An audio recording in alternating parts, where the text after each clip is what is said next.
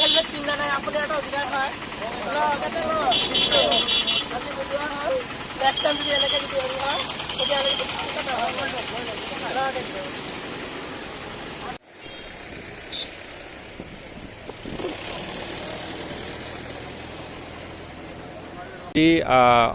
road सेफ्टिर ওপৰত এটা আমি জিলা আইন সেৱা প্ৰাধিকাৰী বঙাইগাঁৱৰ ফালৰ পৰা এইটো নালচাৰ এনুৱেল কেলেণ্ডাৰ মতে আমি এটা অৰ্গেনাইজ কৰিছোঁ মানুহৰ মাজত সজাগতা আৰু সচেতনতা বৃদ্ধিৰ বাবে ৰোড সেফটিৰ ওপৰত ড্ৰিংক এণ্ড ড্ৰাইভৰ বিষয়ে ৰাইজক জনাবলৈ অৱগত কৰিবলৈ আৰু বিভিন্ন ধৰণৰ ৰোড সিগনেলছ এইবিলাকৰ বিষয়েও আমি ৰাইজক অৱগত কৰাইছোঁ আমি সেইভাবে আমি আমাৰ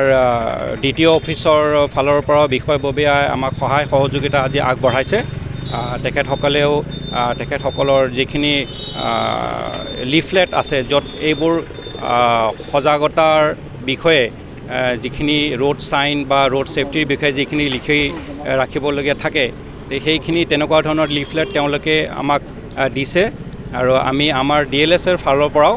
আমাৰ যিখিনি লিফলেট আছে য'ত ডিএলএছনো কি হয় ডিএলএছে কেনেকৈ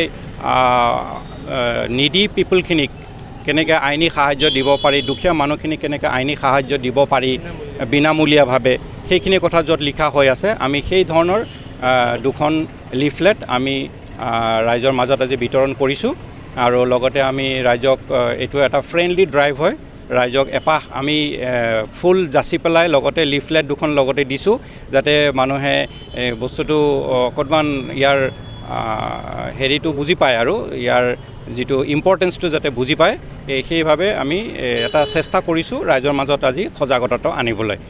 আজি আমি ডিষ্ট্ৰিক্ট লিগেল ছাৰ্ভিচ অথৰিটিৰ সহযোগৰ পথ সুৰক্ষাৰ ক্ষেত্ৰত আমি এটা এৱাৰনেছ ড্ৰাইভ কৰিলোঁ বিশেষকৈ ৰাস্তাত পৰযাত্ৰী আৰু যান বাহন চলোৱাৰ সময়ত ৰাস্তাত যিবোৰ নীতি নিয়ম মানি চলিব লাগে সেইসমূহ সম্বন্ধে আমি সজাগতা আমি দিছোঁ ইয়াৰ লগতে আমি আমাৰ কিছুমান বিভাগীয় নীতি নিৰ্দেশনাৰ আমি লিফলেট কিছুমান বিলাইছোঁ